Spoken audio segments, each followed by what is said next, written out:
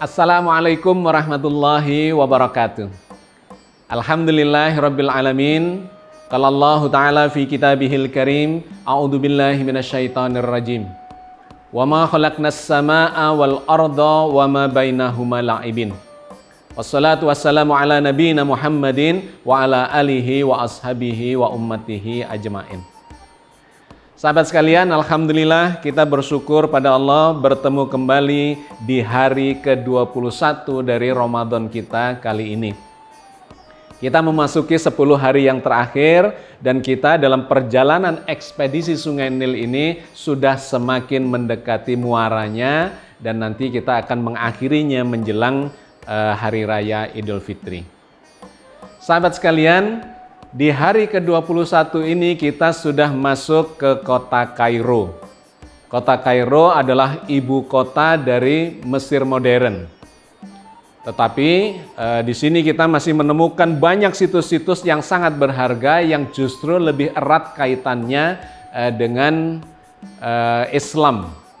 Jadi kalau kita bandingkan dari 4 kota yang pernah dipakai sebagai ibu kota di dalam negeri Mesir ini, maka kita menemukan karakter yang berbeda-beda. Yang pertama adalah kota Memphis, tidak jauh dari kota Kairo ini ya, di selatannya sedikit. Kota Memphis menjadi ibu kota pertama dari kerajaan Mesir kuno di zaman Old Kingdom. Dia memiliki karakter yang tersendiri. Meskipun sama-sama beragama pagan di zaman Mesir kuno itu dengan kota Luxor, tetapi Memphis menampilkan situs-situs yang berbeda. Yang paling dominan dari kota Memphis ini adalah nekropolisnya. Ya, nekropolis adalah kota pekuburan di mana mereka membangun kota pekuburan yang luar biasa, terbesar ya, paling besar di dunia ya, nekropolis terbesar di dunia dengan panjang sekitar 40 km mulai dari kawasan Dahsur di selatan sampai ke utara yaitu di kawasan Giza. Apa yang ditampilkan atau menjadi situs utama dari kota Memphis ini yaitu piramid. Piramid adalah bentuk kuburan, bentuk makam dari para raja, dari para Fir'aun.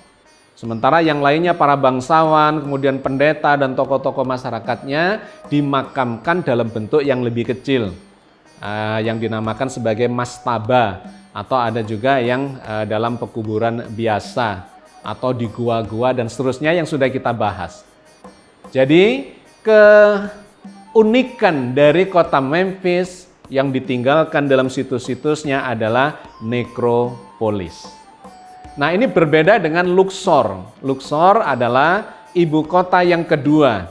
Kalau Memphis itu kira-kira sekitar 1000 tahun, maka Luxor itu kira-kira 1500 tahun. Jadi lebih panjang, lebih lama. Meskipun Memphis itu nanti masih memiliki peran yang panjang sampai 3000 tahun dikarenakan letaknya yang ada di utara, di dekat delta atau di lembah Sungai Nil yang subur dan dilintasi oleh banyak pedagang atau lalu lintas perekonomian di sana. Jadi perannya sampai 3000 tahunan.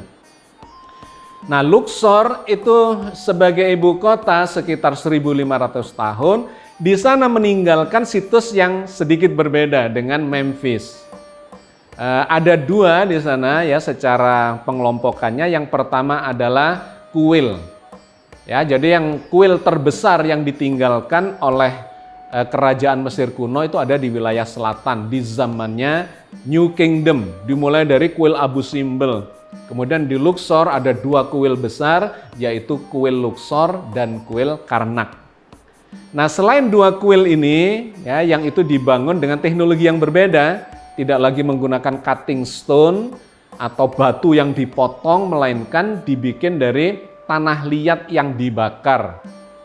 Bentuknya seperti batu bata ya, tapi dalam ukuran yang lebih besar, dan kemudian dilapisi juga dengan tanah liat yang kemudian dipanaskan dan diberi guratan relief dan seterusnya. Kuil ya, itu menjadi salah satu situs yang cukup dominan di zaman New Kingdom. Nah, kemudian yang kedua adalah Lembah Raja, di mana Lembah Raja itu adalah kompleks pemakaman dari puluhan Fir'aun di sana, bahkan ratusan ya, ratusan Fir'aun dan keluarganya yang terus ditemukan. Ada 62 kafling, tetapi ada satu kafling yang isinya bisa sampai 100 lebih mumi diketemukan di sana. Nah, itu adalah ibu kota yang kedua dari kerajaan Mesir kuno, yaitu di zaman New Kingdom. Yang ditinggalkan adalah kuil-kuil dan lembah raja, di mana makamnya tidak berbentuk piramid, tapi dimasukkan ke dalam perut gunung. Nah, di sana sangat keren ya ininya, dalamnya itu, karena banyak relief, banyak lukisan dan sebagainya yang menggambarkan tentang peradaban dan budaya di zaman itu. Berbeda dengan piramid yang dalamnya itu polosan, tidak ada reliefnya, tidak ada gambarnya, ya kitab kematian itu ditemukannya adalah di lembah raja. Itu adalah dua kota, ya, ibu kota di zaman Mesir kuno. Nah, setelah Luxor, kemudian Mesir kuno ini dikuasai, ya, dijajah oleh Romawi atau beberapa bangsa, Persia, Yunani, Romawi, bahkan sebelumnya lagi ada bangsa Hyksos di Middle Kingdom. Nah, di akhir-akhir kejayaannya setelah dinasti yang ke-30, maka kerajaan Mesir kuno dikuasai oleh bangsa Romawi. Nah, itulah kemudian dipindahkan ibu kotanya dari Luxor menuju ke utara, yaitu ke kota Alexandria. Di kota Alexandria ini kemudian bangsa Romawi menjadikan itu sebagai pusat dari pemerintahannya. Ratusan tahun, hampir 1000 tahun juga. Nah, sahabat sekalian, di Alexandria itu karakternya berbeda lagi. Tidak lagi seperti yang ada di Memphis dan di Luxor, melainkan berkarakter Yunani Romawi.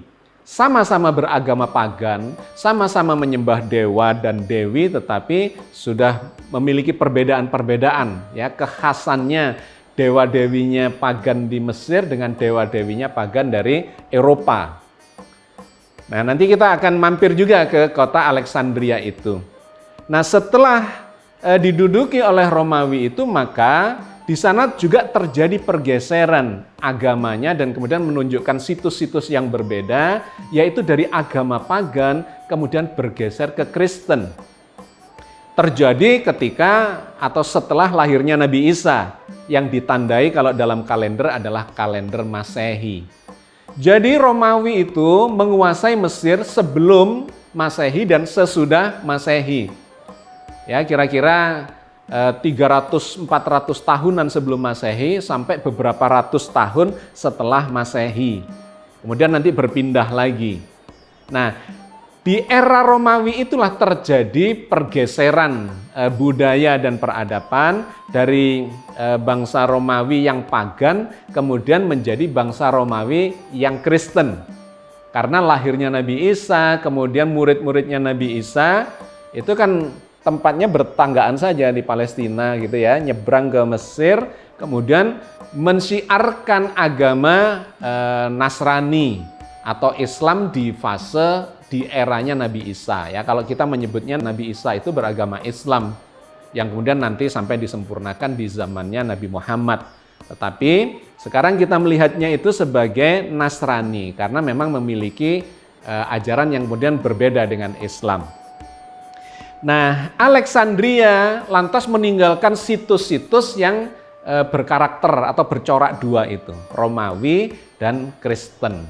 Termasuk di sana ada biara terbesar dari Kristen Koptik. Ya, Kristen Koptik adalah Kristen yang sangat khas di Mesir, yang mereka mengklaim mendapatkan syiarnya itu dari tangan pertama pengikutnya Nabi Isa. Berbeda dengan Kristen yang kemudian berkembang di Eropa, sehingga memiliki beberapa perbedaan di dalam peribadatannya dan ajarannya. Meskipun beberapa juga sama. Oke, yang ketiga adalah Alexandria. Nah, kemudian di abad ke-7 lahirnya Islam, ya, terjadilah perubahan lagi di Mesir ini karena di zamannya Rasulullah kemudian dilanjutkan oleh Khulafaur Rasyidin, dan teristimewa di zamannya Khalifah Umar bin Khattab itu terjadi perluasan wilayah yang luar biasa. sampai ke negeri Mesir ini. Nah, di abad ke-7 itulah kekhalifahan Islam di zaman Umar bin Khattab itu menempatkan seorang gubernur di wilayah Mesir ini, yaitu Amru bin As. Beliau adalah gubernur pertama di Mesir ini di zaman pemerintahan Islam. Beliau adalah seorang panglima perang yang hebat, ya, yang waktu itu ditugasi khusus oleh Umar bin Khattab untuk membuka wilayah Palestina yang juga dikuasai oleh Romawi, dan kemudian membuka Mesir yang juga sudah dikuasai oleh Romawi, ya. Istilah orang Mesir dijajah oleh orang Romawi selama ratusan tahun sebelum Masehi sampai sesudah Masehi. Nah, mereka semakin tidak disukai oleh kalangan pribumi karena banyak perlakuan-perlakuan yang kemudian dianggap sebagai penjajahan oleh bangsa Mesir itu. Maka ketika Islam itu muncul di abad ke-7, maka mereka berharap untuk dibebaskan oleh Islam dari penjajahan Romawi. Maka Umar bin Khattab mengirimkan pasukannya, 4.000 pasukan untuk membuka Palestina dan kemudian membuka Mesir itu.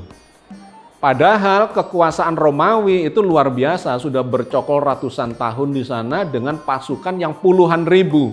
Digambarkan di Alexandria saja itu dijaga sekitar 50.000 pasukan. Tetapi dengan membawa pasukan sebanyak 4.000, Amru bin As ini pantang mundur untuk membebaskan Mesir itu.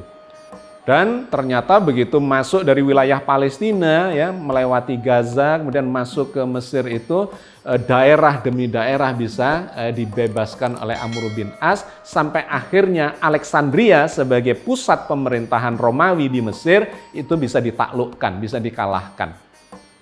Nah, sejak itu maka Mesir ini dikuasai oleh kekhalifahan Islam di abad ke-7, dan kemudian Amru bin As memindahkan ibu kotanya dari Alexandria yang ada di pantai utara di kawasan di tepi laut Mediterania yang berhadapan dengan Eropa gitu ya. Itu dipindahkan lebih ke selatan lagi, mendekati kota Memphis, yaitu ibu kota pertama dari kerajaan Mesir kuno, tetapi lebih ke utara sedikit, ya, di kawasan delta yang subur juga.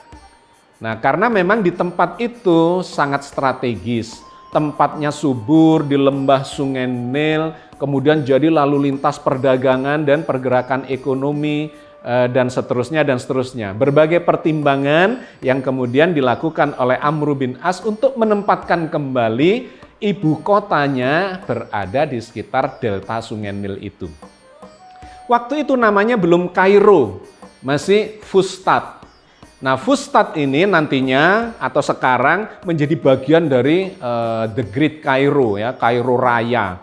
Ibaratnya kalau di Indonesia itu adalah Jakarta yang kemudian menjadi Jakarta Raya terkait dengan kota-kota di sekitarnya yang masuk di dalam aktivitas sosial dan bisnis bahkan politik di sekitar itu.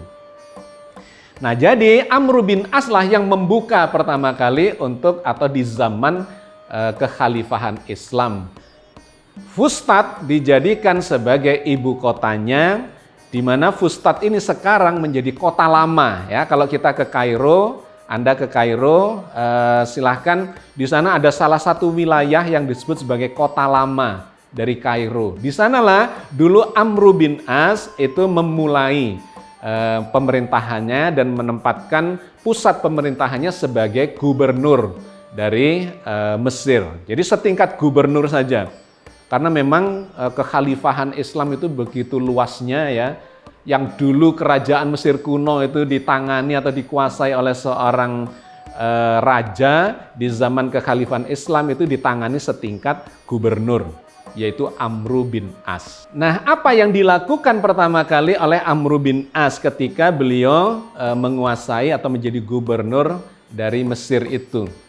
Yang beliau lakukan adalah seperti yang dilakukan oleh Rasulullah, yaitu membangun masjid.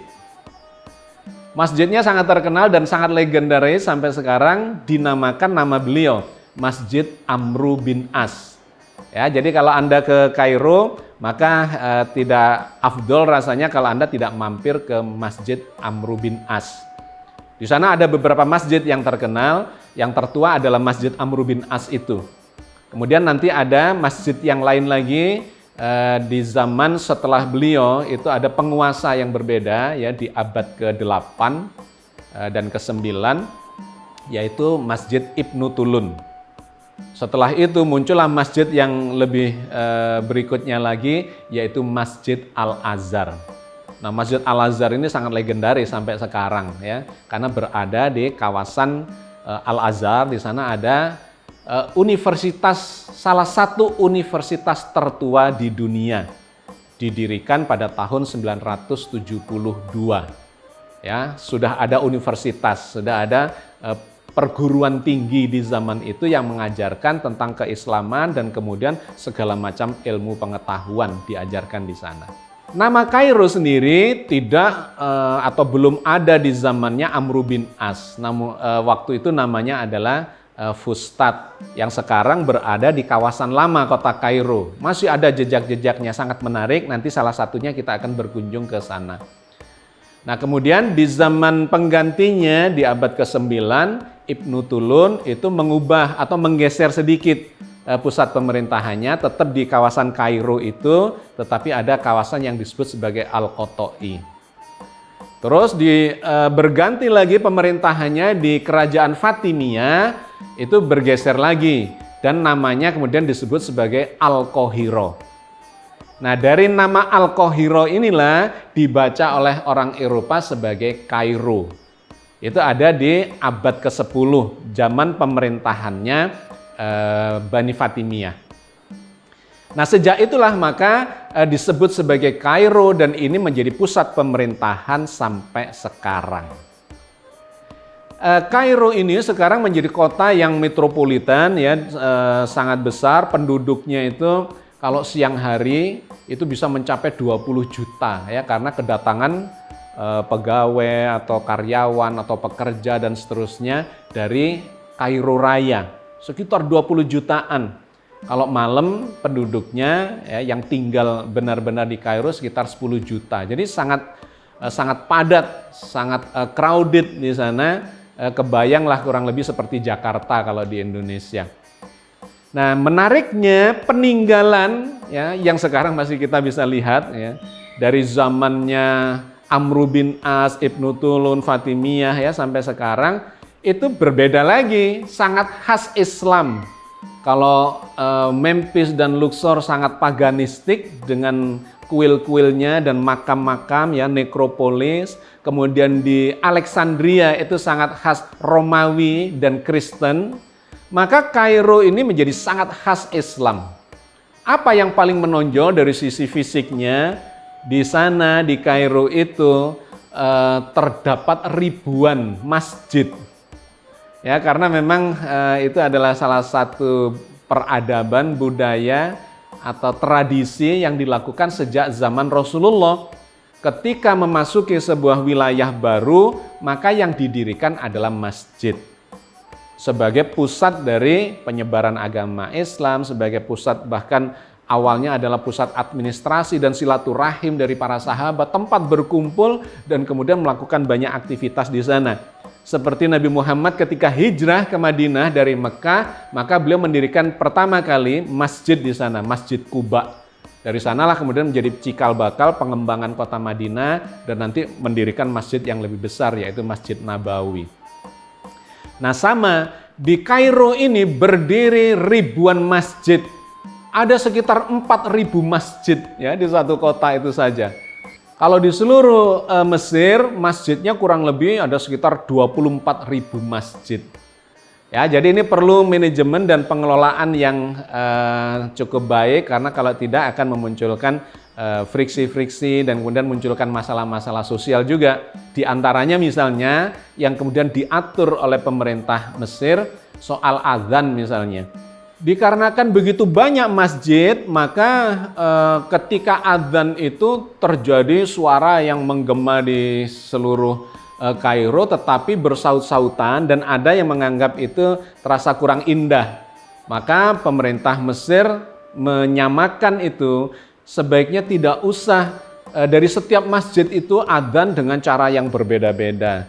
Maka kemudian pemerintah Mesir mencoba mengorganize itu menjadi satu adzan yang dirilai oleh seluruh masjid-masjid atau ribuan masjid yang ada di kota Kairo, sehingga terasa sangat indah karena adzannya menjadi satu bergema di seluruh penjuru kota.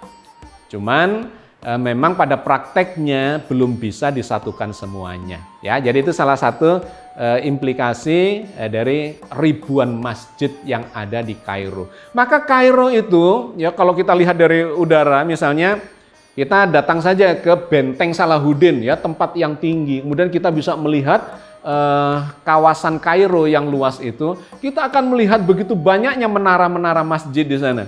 Sehingga Kairo itu juga dikenal sebagai kota 1000 menara. Ya, di salah satu sisi begitu indah terlihat itu. Bahkan masjid-masjid yang megah, nanti salah satunya ada di Benteng Salahuddin, ya, yang kita juga akan berkunjung ke sana. Kita akan melihat betapa megahnya ya masjid-masjid yang ada di sana. Terutama yang peninggalan dari tokoh-tokoh Islam yang lama saat membuka Mesir. Di sana itu banyak situs-situs dari tokoh Islam, ya, selain Amr bin As, Ibnu Tulun, dan sebagainya. Nah, tidak jauh dari Masjid Al-Azhar dan perguruan tinggi Al-Azhar itu, Universitas Al-Azhar itu ada sebuah masjid, ya, yang dinamakan sebagai Masjid Hussein. Ini adalah masjid yang ditinggalkan atau dibangun terkait dengan cucunya Nabi Muhammad SAW, yaitu Hussein, cucu beliau dari Ali bin Abi Thalib, ya, putranya Ali bin Abi Thalib yang kemudian terbunuh di dalam perang di Karbala. Nah, masjid ini sangat ramai dikunjungi apalagi pada bulan puasa, ya. Banyak yang doa di sana, beriktikaf di sana, sholat sunnah di sana dan sebagainya. Bahkan dijadikan tempat untuk aktivitas ibadah selama bulan Ramadan. Saya juga sempat sholat di sana dan melihat memang banyak orang Syiah yang datang ke sana karena Husain ini adalah salah satu tokoh terkemuka di dalam kepercayaan atau aliran Syiah itu, ya. Sahabat sekalian, selain Husain di situ ada masjid lagi, Sayyidah Zainab. Nah, itu adiknya dari Husain, cucu Nabi juga. Terus di tempat yang agak jauh lagi ada makamnya Imam Syafi'i.